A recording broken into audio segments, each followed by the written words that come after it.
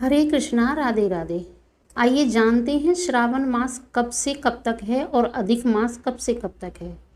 यह संपूर्ण जानकारी हम आपको दिए देते हैं। इस बार श्रावण मास की शुरुआत 4 जुलाई से हो रही है और यह 31 अगस्त को समाप्त होगा। इस वर्ष श्रावण मास पूरे 58 दिन तक रहेगा, 2 महीने, यानी इसे वर्षा ऋतु का महीना भी कहा जाता है, क्योंकि त्योहारों की विविधता ही भारत की विशिष्टता की पहचान है। श्रावण मास में पड़ने वाले सोमवार को सावन सोमवार कहते हैं। इस मास में अधिकतर कुंवारी लड़कियां भगवान शिव का व्रत रखती हैं और उनका विधिवत पूजन करती हैं। सावन का महीना प्रेम और उत्साह का है। इस मास में नई नवेली दुल्हनें अपने मायके जाती हैं और झूला झूलती हैं और उनकी ससुराल से सिंदारा आता है और अपनी सखियों से बहुत ही प्रेम भरी बातें करती है। अपनी सखियों से मिलती हैं, जो कोई अपनी क्लासमेट या किसी से भी बहुत प्रेम भरी बातें करती हैं, अपने अपने मन की बातें अपनी सहेलियों से कहती हैं। वो प्रेम के धागे को मजबूत करने के लिए इस माह में भगवान शिव की अलग अलग तरीके से पूजा की जाती है, जिससे महादेव प्रसन्न होते हैं और अपने भक्तों को मनचाहा वरदान देते हैं। अब आइए जानते हैं अधिक मास कब से कब तक है। इस मास को पुरुषोत्तम महीना भी कहा जाता है। इस बार अधिक मास 18 जुलाई से शुरू होगा और 16 अगस्त 2023 तक रहेगा। इस मास के स्वामी भगवान विष्णु हैं। भगवान विष्णु ने इस मास को वरदान दिया था कि जो भी भक्त या भक्तन इस मास में शिव भगवान की पूजा करेंगी और दान पुण्य करेंगी, उनका घर भगवान धन धान्य से परिपूर्ण करेंगे, सभी के पापों को नष्ट दूर कर देंगे, उनके सभी रुके हुए कार्य संपूर्ण होंगे। कहा जाता है कि अधिक मास में कोई भी शुभ कार्य नहीं किया जाता है, जैसे विवाह, नामकरण, गृह प्रवेश, ऐसे कोई भी शुभ कार्य नहीं किए जाते हैं, क्योंकि इसमें केवल दान और भक्ति पूजा का ही ज़्यादा महत्व बताया गया है। अगर इस मास में कोई अपने गृह का शुभ आरंभ करता है बनवाने का, तो उस घर में कभी शांति नहीं रहती है, वह घर अशांत रहता है। तो यह थी श्रावण मास और अधिक मास की संपूर्ण जानकारी। आइए इससे आगे हम आपको श्रावण मास महात्म्य का अध्याय सुनाएंगे। कृपया अध्याय को बहुत ध्यानपूर्वक से और मन लगाकर सुनें, जिससे आपको पता चले कि श्रावण मास में क्या क्या होता है, क्या नहीं होता है। ईश्वर सनत कुमार संवाद में श्रावण मास के महात्म्य का वर्णन किया गया है। सौनक जी बोले, हे सूत, हे सूत, हे महाभाग, हे व्यास शिष्य, हे कल्पशु, आपके मुख कमल से अनेक आख्यानों को सुनते हुए हम लोगों की तृप्ति नहीं होती है, अपितु फिर भी सुनने की इच्छा बढ़ती जा रही है। तुला राशि में स्थित सूर्य में कार्तिक मास का महत्तम, मकर राशिगत सूर्य में माघ मास का महत्तम और मेष राशिगत सूर्य में वैशाख मास का महत्तम, और इसके साथ साथ उन मासों के जो भी धर्म हैं उन्हें आपने भली भांति कह दिया है।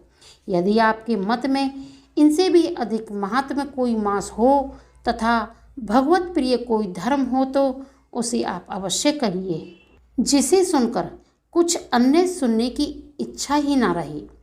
वक्ता को श्रद्धालु श्रोता के समक्ष कुछ भी छिपाना नहीं चाहिए। इस पर श्री सूत जी बोले, हे मुनियों, आप सभी लोग सुने, मैं आप लोगों के वाक्य गौरव से अत्यंत संतुष्ट हूँ। आप लोगों के समक्ष कुछ भी गोपनीय मेरे लिए नहीं है। दम्भ रहित होना, आसक्तिकता, सठता का परित्याग, उत्तम भक्ति, सुनने की इच्छा, विनम्रता, ब्राह्मणों के प्रति भक्तिपरायणता, सुशीलता, मन की स्थिरता, पवित्रता, तपस्तुता और अनसुईया के ये श्रोता के 12 गुण बताए गए हैं। वे सभी आप लोगों में विद्यमान हैं, अतः मैं आप लोगों पर प्रसन्न होकर उस तत्व का वर्णन करता हूँ। एक समय प्रतिभाशाली सनत कुमार ने धर्म को जानने की इच्छा से परम भक्ति से युक्त होकर विनम्रता पूर्वक भगवान शिव से पूछा।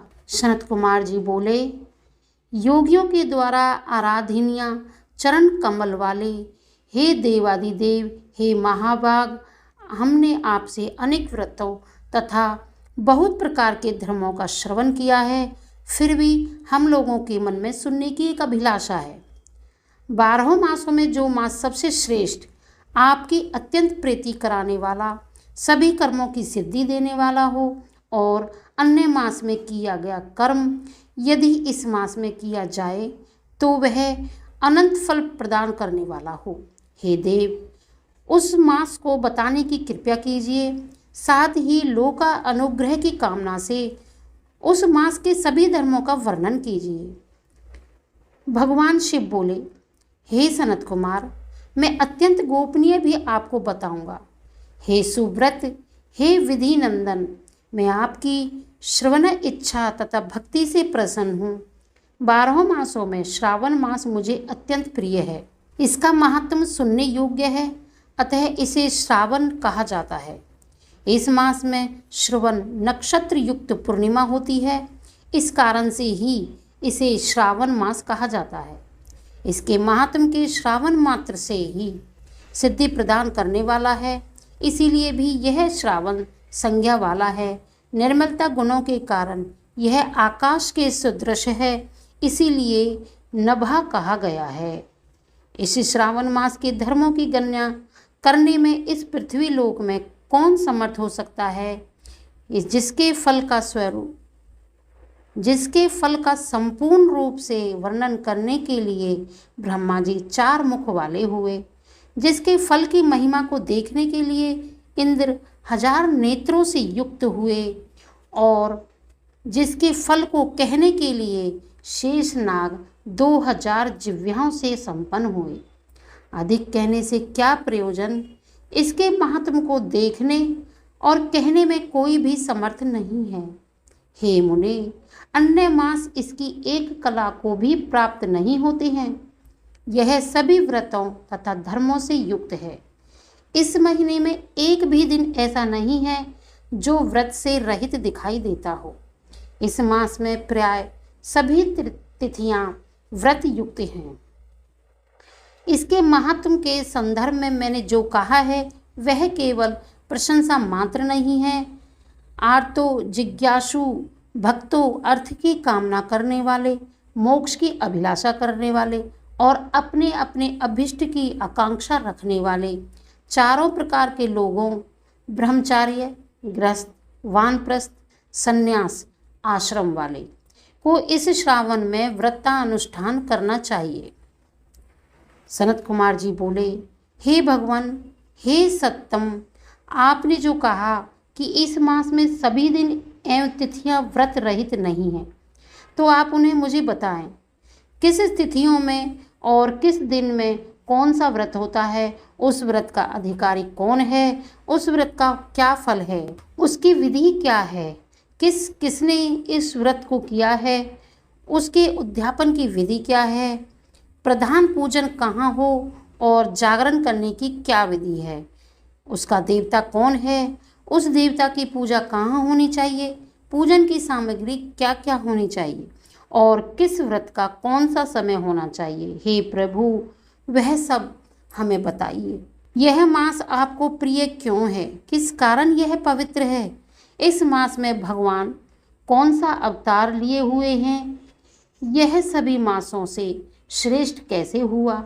और इस मास में कौन कौन से धर्म अनुष्ठान के योग्य हैं?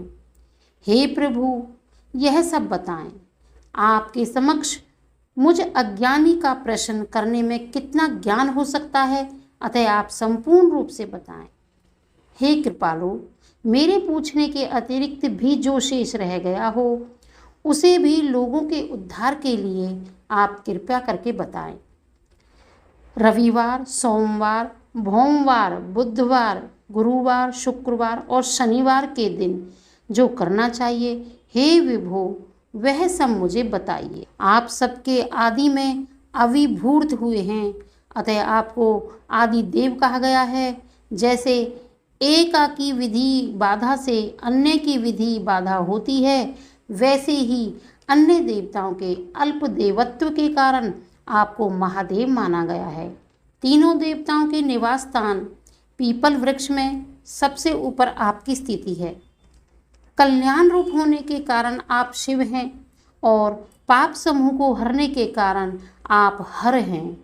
आपके आदिदेव होने में आपका शुक्ल वर्ण प्रणाम है। आपके आदिदेव होने में आपका शुक्ल वर्ण प्रमाण है, क्योंकि प्रकृति में शुक्ल वर्ण की प्रधानता है, अन्य वर्ण विकृत हैं। आप कर्पूर के समान गौर वर्ण के हैं, अतः आप आदिदेव हैं। गणपति के अधिष्ठान रूप 4 दल वाले मूलाधार नामक चक्र से, ब्रह्मा जी के अधिष्ठान रूप 6 दल वाले स्वाधिष्ठान नामक चक्र से और विष्णु के अधिष्ठान रूप 10 दल वाले मणिपुर नामक चक्र से भी ऊपर आपके अधिष्ठित होने के कारण आप ब्रह्मा तथा विष्णु के ऊपर स्थित हैं। यह आपकी प्रधानता को व्यक्त करता है। हे देव, एकमात्र आप ही पूजा से पंचायन पूजा होती है, जो कि दूसरे देवता की पूजा से किसी भी तरह संभव नहीं है। आप स्वयं शिव हैं। आपकी बाईं जांघ पर शक्ति स्वरूपा दुर्गा, दाहिनी जांघ पर गणपति, आपके नेत्र में सूर्य तथा हृदय में भक्तराज भगवान श्री हरि विराजमान हैं। अन्न के ब्रह्मा रूप होने तथा रस के विष्णु रूप होने और आपके उसका भोक्ता होने के कारण, हे ईशान, आपके श्रेष्ठ तत्व में किसे संदेह हो सकता है। सबको विरक्ति की शिक्षा देने हेतु आप शमशान तथा पर्वत पर निवास करते हैं। पुरुष युग सूक्त में उतामृत तत्व विशेषणों इस मंत्र के द्वारा प्रतिपादन के योग्य हैं, ऐसा महर्षियों ने कहा है। जगत का संहार करने वाले हालाहल को गले में किसने धारण किया? महाप्रलय की काल अग्नि को आपने मस्तक पर धारण करने से मैं कौन समर्थ? संसार रूप अंधकूप में पतन के हेतु कामदेव को किसने भस्म किया? आप ऐसे हैं कि आपकी महिमा का वर्णन करने में कौन समर्थ है? एक तुच्छ प्राणी में करोड़ों जन्मों में भी आपके प्रभाव का वर्णन नहीं किया जा सकता है। अतः आप मेरे ऊपर कृपा करके मेरे प्रश्नों को बताइए। इस प्रकार श्री शकंद पुराण के अंतर्गत ईश्वर सनत कुमार संवाद में श्रावण मास महात्म्य पहला अध्याय पूर्ण हुआ। हरे कृष्णा, राधे राधे।